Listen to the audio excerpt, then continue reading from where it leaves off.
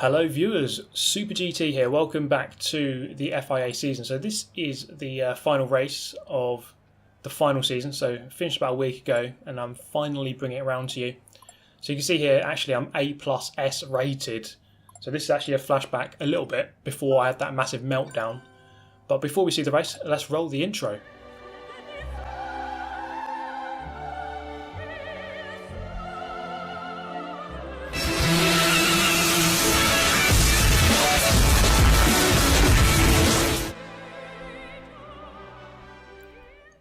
Okay, then here we go. Let's have a look at the grid, or at least a very quick peek.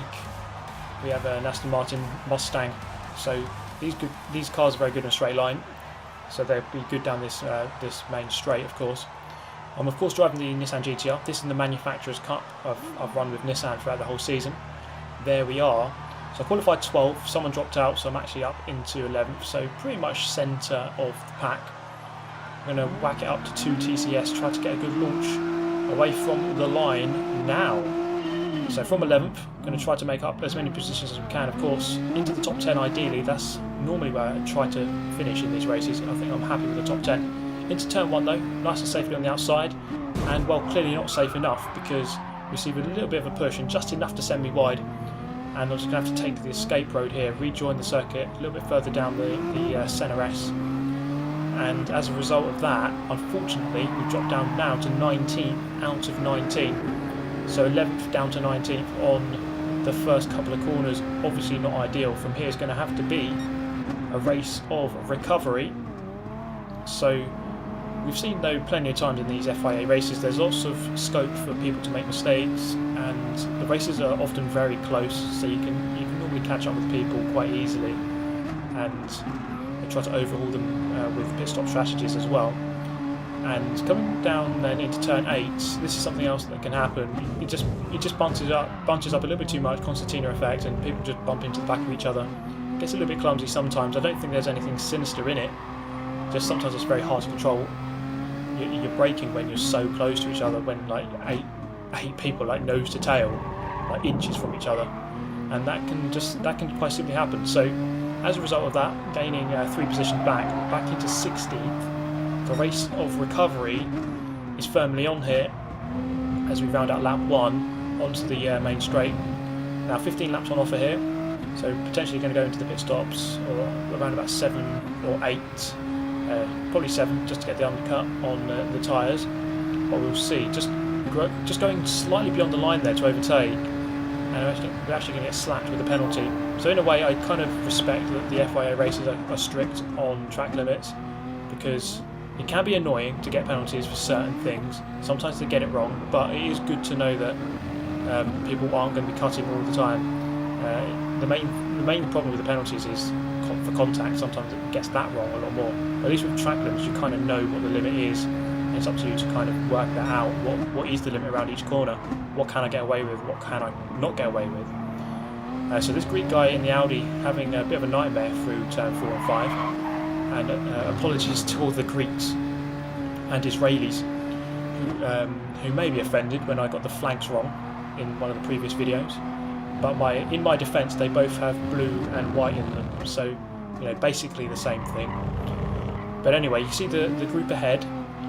We're fighting here in a long train with maybe up until about 7th position. Wait, 12, 11, 10, 9, or 8th. About 8th position at the front of this train. And it extends back beyond me, behind me, so down to 8th to 16th. All in this one long line here. And up into the final corner. Well, I consider this the final corner. Really, it's not officially the final turn. But I'm now tucking into the slipstream of the Super ahead. I think I do have the superior top end. He's going to move to the left-hand side. This time I'm going to try to not get a penalty by cutting across the circuit here. Just keep 2 wheels at least within the lines. And we do exactly that. Getting into the toe of the Alpha. The Alpha not really good in a straight line. Braking on a 75 board and trying to trail brake in, but it's not always a good idea when there's people right ahead of you. It is faster, but there's a very good chance that the guy ahead won't be doing the same.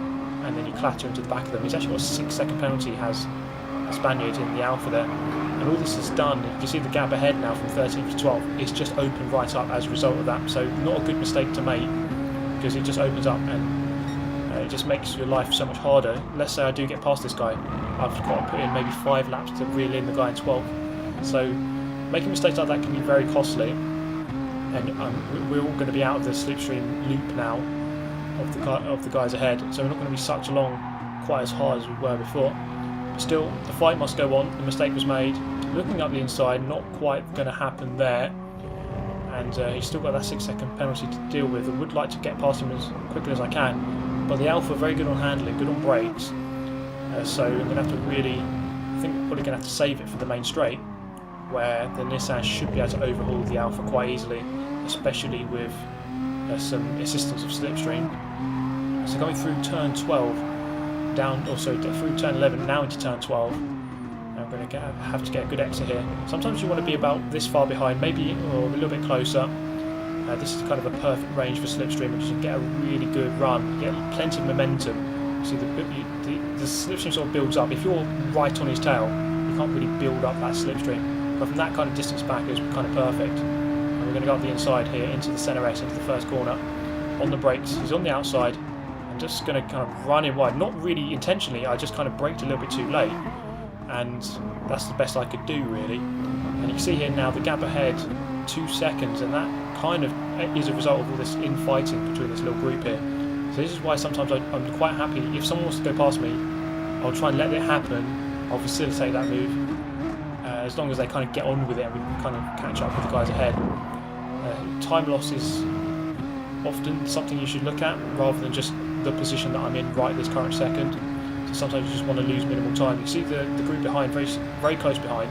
The Alpha's done a good job to kind of stick with me, and I think he kind of needs that slipstream assistance down the main straight and down this back straight down here. Just grazed 2 wheels beyond that curb, and the track limit through there is very, very strict. So gaining a little bit of a penalty, 2.2 to deal with. I think other people do have penalties as well, so I'm not alone on that. But at this current moment, sitting in 12th, I'm going to try to catch up the group ahead, and the Alpha goes for a really good move actually. That Alpha really, really good on the brakes. He incidentally has 7.9 seconds worth of penalty, so he probably isn't going to be a threat at this moment for the overall position at the end of the race.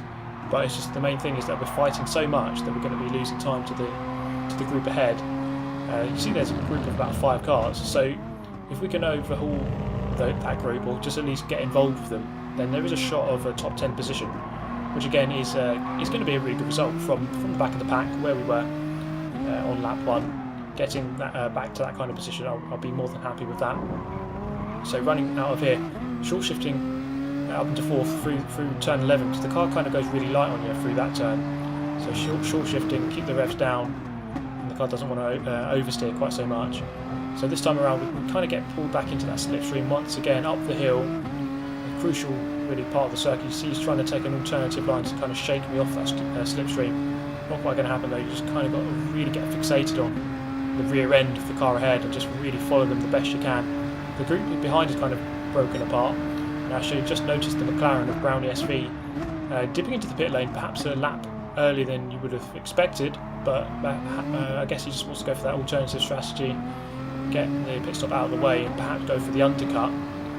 He's going to have a couple of laps on fresh tyres, presumably with no one to contend with, whereas we're going to be fighting each other and losing more time. So I'm not going to cover the inside again. I'm just going to hope that he goes deep, and he does. It's exactly sometimes the right thing to do. Just kind of entice them in a little bit too late, move over at the last second, and then they kind of go for it, but they're not really planning to go for it, and they make a bit of a mess of it, to be honest. And he does exactly that.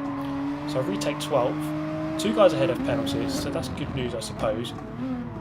We're going to still try to kind of slowly reel in this group. So winding through this section, not my best section this. The Nissan feels a bit bulky, to be honest, through this section, through this area of the circuit.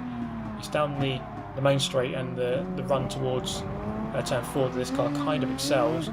But on the whole, I think the Nissan has been a good car to choose for this season of manufacturers. I haven't really regretted the decision.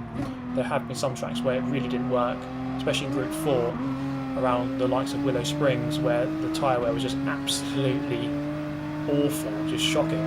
There's some circuits where it really didn't work, but on the whole I think it was a good manufacturer to choose. And going to fly into the pit lane here.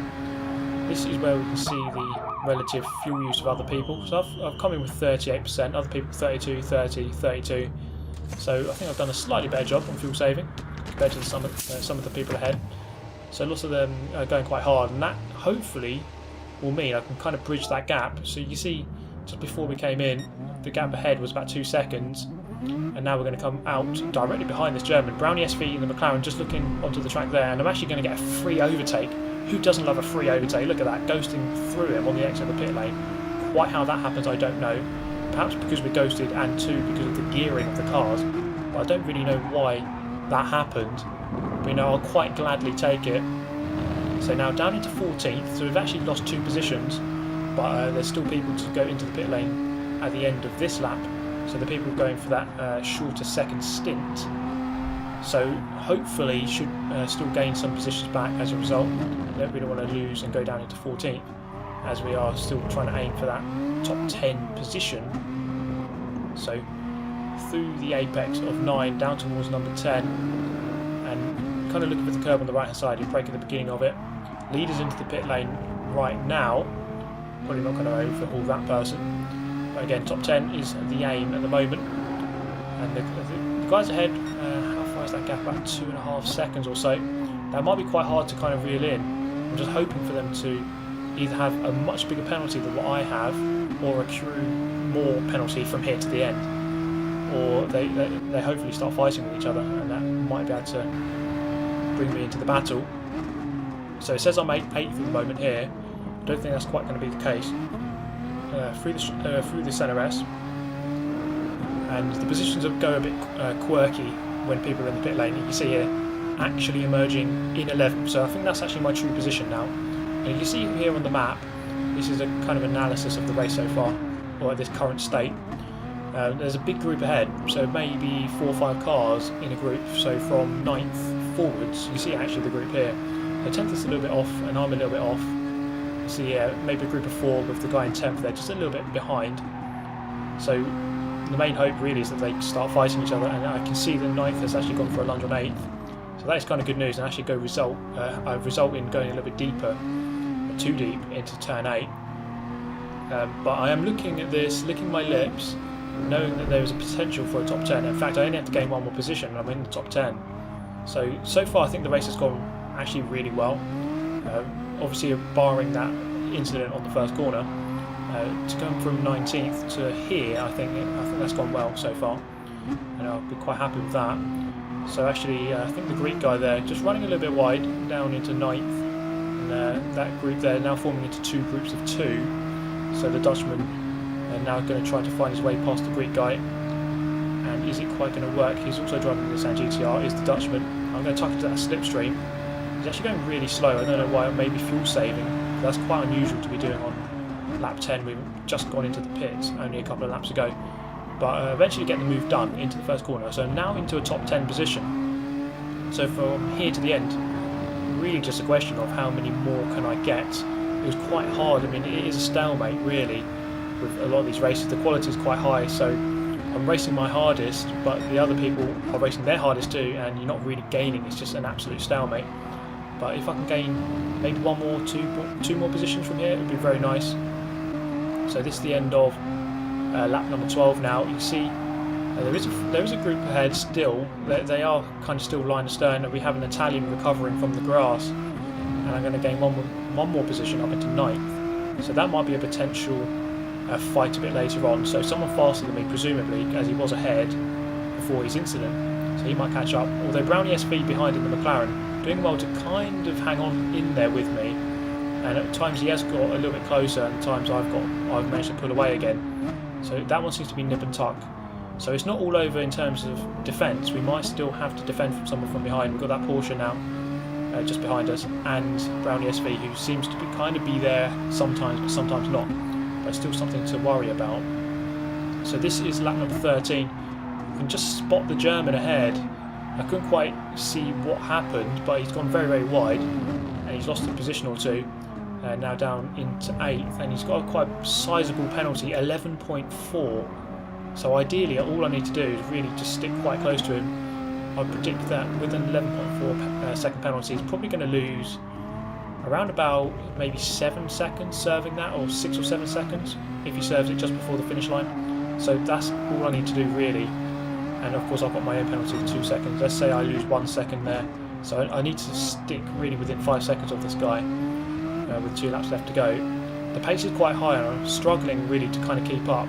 You see the guy in 7th, the Dutch guy, or sorry, the Croatian guy, I'm getting it all wrong. Once again, I'm mixing up my flags. I can't quite read or tell my colours. So actually the Croatian guy, I'm offending all these countries once again, aren't I? First it was the Greeks and Israelis, now it's the Dutch and the Croatians. So yeah, the Croatian guy actually kept up a really high pace. At one point I was kind of very close to him on the beginning of the stint, but then he's just, you can see they're just kind of eked out a couple of seconds. I just really haven't been able to live with his pace. He's actually driving the same car, so a bit worrying really that I couldn't quite do it, but he's actually done a really good job there to kind of pull away. So this lap 14 now, I'm going to have to try to have a really good lap just to really keep within range of this 8th place. And if I can get that 8th, I'll be very happy. That would signify a good result, and it would close out the season really nicely. So the main target really is just to keep up with him. I don't know what the penalty is, the guy in 6th place.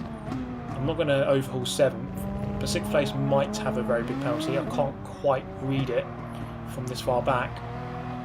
The main task, of course, just to keep within range of the guys ahead, just to have a solid lap. Of course, the tyres are going to start going off at this point.